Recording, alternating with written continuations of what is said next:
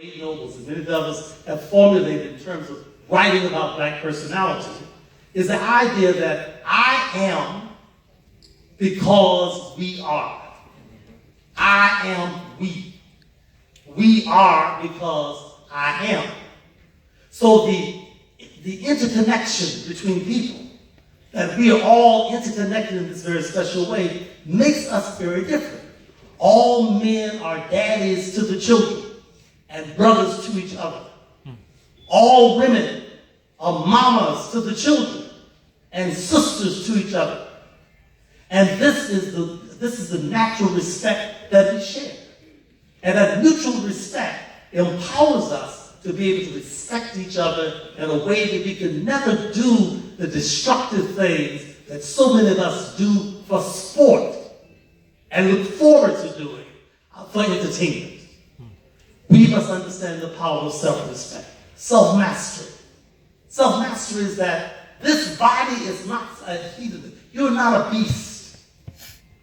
You are not a beast. You're not, pleasure is not the ultimate objective of life. Freud says self-gratification is the ultimate motivation of life. That may be for Freud. That's him and that's his problem. But you can't buy into that. It's not all about the party. It's not all about having a good time. It's not all about getting high. It's not all about somehow giving yourself over to good feelings and good time and pleasure seeking all the time. Pleasure is fun. Pleasure is pleasure. But it's not a full-time job. It's a part-time possibility. And you really can't enjoy it until you know what you're doing and what you're doing, why you're doing what you're doing anyway. And if you don't do it, knowing what you're doing and why you're doing it, you end up making matters worse for you and everybody else. So pleasure turns into self-destruction, ammunition that explodes your whole possibility as a human being.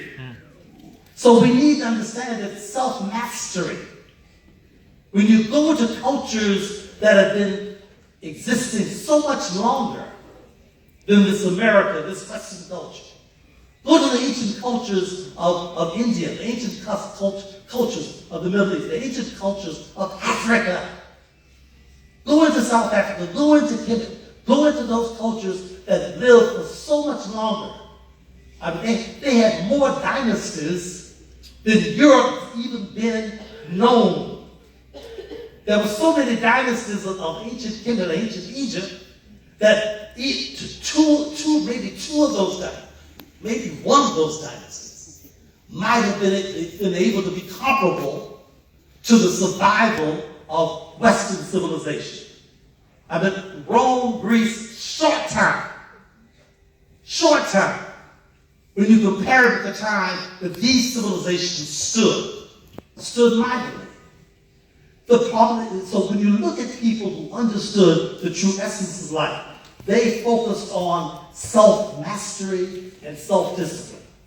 They saw the body as no more than a vehicle to be mastered and elevated, to serve as a home and a nesting place for the whole process of becoming transformed into being the spiritual beings we're supposed to be. And it is all right and also necessary that we engage in self-love. We must love who we are. The most devastating weapon against us was to teach you and your mama and your granddaddy to hate being who they were. To teach us with the media, teach us with miseducation, to look in the mirror and see something you didn't like. Oh, you dark-skinned. Oh, you got a little black baby. He gonna turn lighter. No, he ain't. He gonna get blacker. Look around his head. You got all that bad hair. Does it cover your head? It therefore is not bad. This is bad hair. None. And I used to have some. But the idea that we look at who we are and see something distasteful. When we look around the country, look at our role models, football players, basketball players, actors, and 90% of them walking around with white people who are somebody who's light, bright, and damn near white. And that's the criteria for being good looking and beautiful. And have you walking around with your black self trying to get bleached out to out-white the white. We have bought both straight hair, the whole plan. We've made certain civilizations, countries, where they naturally have linear hair rather than coil hair. We've made them wealthy. Because we bought so many extensions from other people. We got more of their hair on our black heads than they have on their own heads. That's because well, I'm just trying to look better. No, you mean you're trying to look not yourself. You're convinced to look like you is not good enough. You don't understand the power of just being you. I ain't got no problem with white people enjoying being white. That's their right, and that's also their power.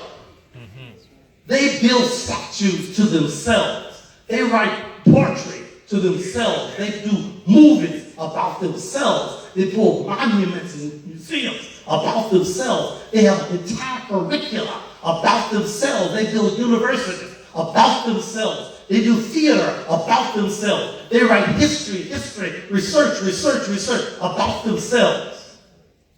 And that's what they ought to do. When we have good sense, we celebrate us too. So people say, well, Akbar, you've been a psychologist for 40 years or so. Do you ever write about white people? Not if I can help it. Because why? They don't need me.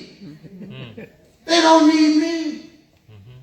There are so few black psychologists, we can hardly fill up this auditorium.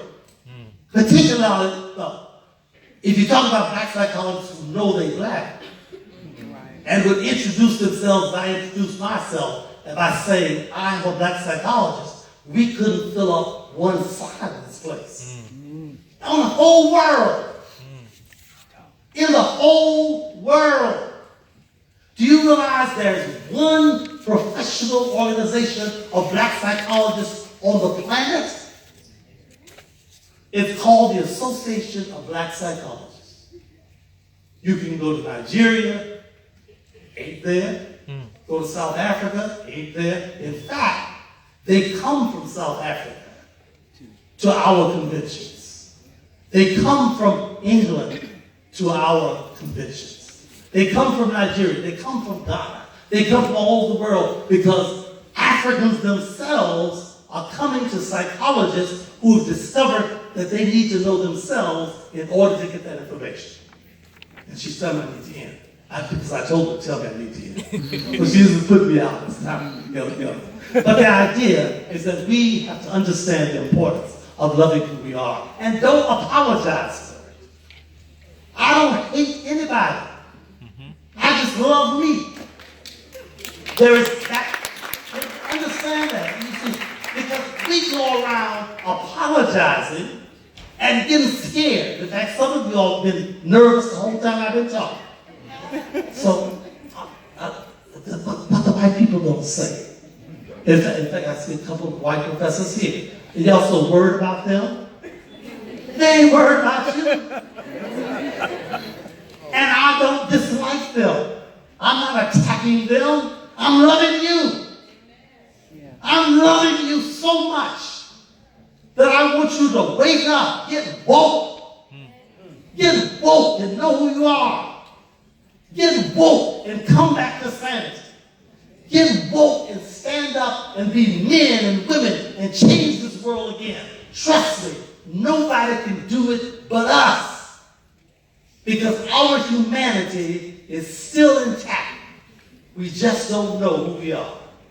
As the old folks used to say, in times when our actions were out of order, don't worry about it. You ain't crazy.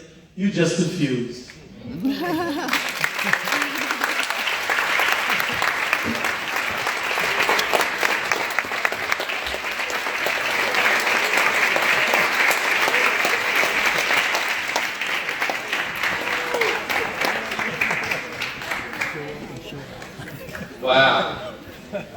Let's give Dr. Akbar another round of applause.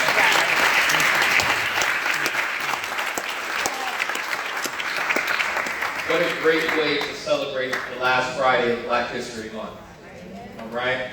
And so I also just want to take a moment to, are the members of the Association of Black Psychologists Student Circle in the building, past and present members, please stand. Please stand. Thank you. They are responsible for putting on this week. This is our fourth annual week. Mrs. Dance, I think I saw her step out, but she is a faculty advisor. If you're interested in joining the Association of Black Psychologists, please contact Mrs. Professor Deborah Vance. And I have the esteemed pleasure of introducing you all to, or reintroducing you all to, another one of my role models and my Jegna, Dr. Yvonne Mayden. She is a former chair of the psychology department here at Bethune, and much more than that. Much more than that. She is a mother to me, and we have a standing date at least once a week, either in person or by telephone, since I've been here. So it's going on it's the third year now. These relationships are important. This is why we hold professional seminars, so that you can take the opportunity to get to know your professors outside of the classroom setting, where it's a little more confrontational at times, and you have to challenge and improve yourself. Get to know your faculty members. The reason we're here is not to get rich. We're here because we want to educate you. Okay? And so, with that being said, I would like Dr. Mayhew to please come and close us out, if you may.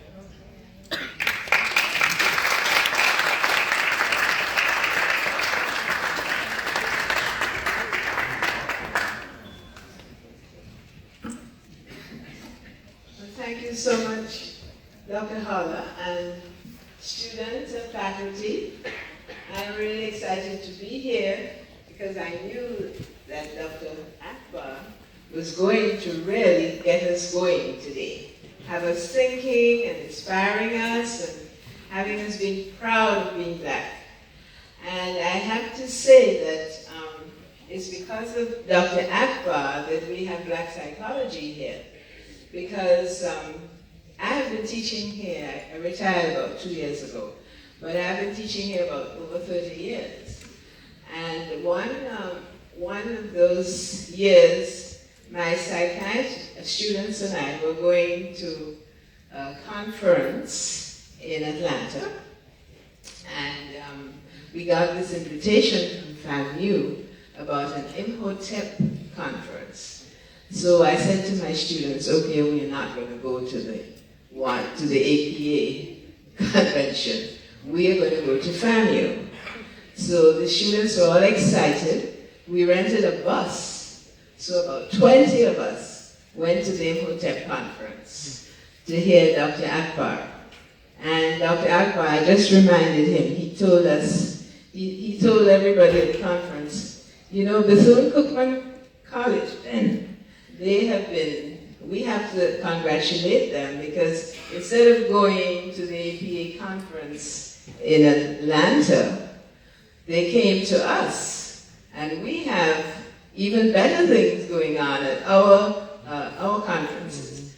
So after that, every single year, so we started going to those Imhotep conferences, and I would take students, and they would present their research, and we all had a great time at FAMU.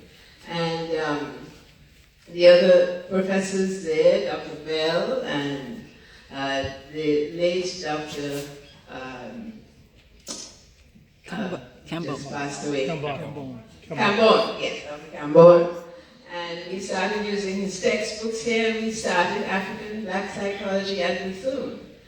And I was very anxious to have somebody who was knowledgeable about it to take over when I retired a couple of years ago. And I was Dr. Akbar. Dr. Harder, yes.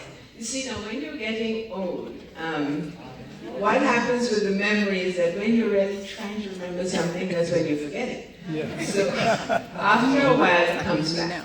So you have to bear with me, the age is coming. But, so I was, Dr. Harder was recommended to me by Dr. Cameron, and I know of his affiliation with Dr. Akbar, so I felt that I was fortunate to have both those famous psychologists, black psychologists, to carry on at Bethune-Cookman University, our African psychology program. So I want to congratulate Mrs. Vance. Is she in here? She had to step out. Yeah, because she has been working with the BSI students, the Association of Black Psychology Students Circle. And today I'm so happy that you all got the opportunity of hearing Dr. Akbar, because you now know a lot more than you ever did about our African civilization and things that we can be proud of, and so you can spread it to other people who don't know about it.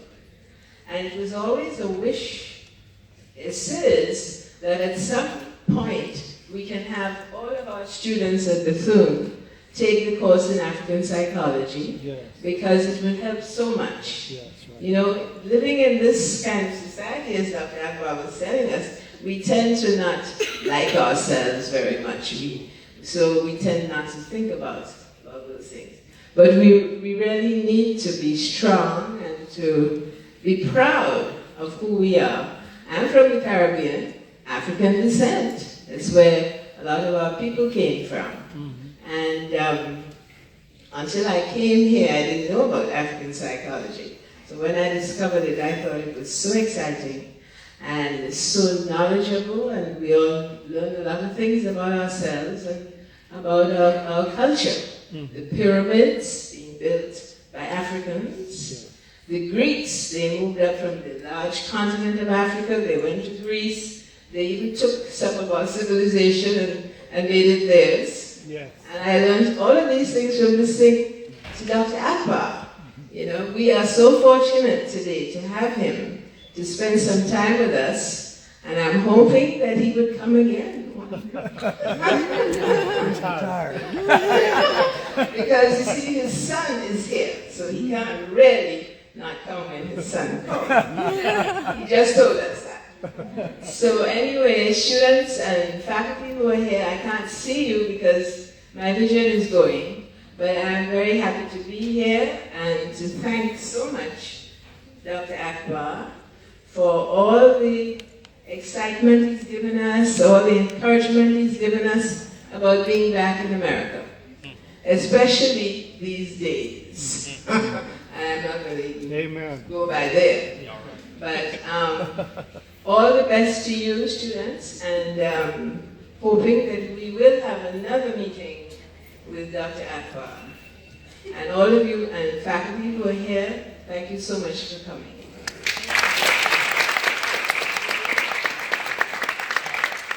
And just before we are dismissed, can we all just give our dean a round of applause? She works very hard to put these events together for us. Amen. Without support. Thank you. Okay, and since I got an applause, I'm going to go ahead and adjourn. If you have attendance slips, we will collect some from the front on both sides to help, and they will be collected in the back. You all have a beautiful, beautiful day.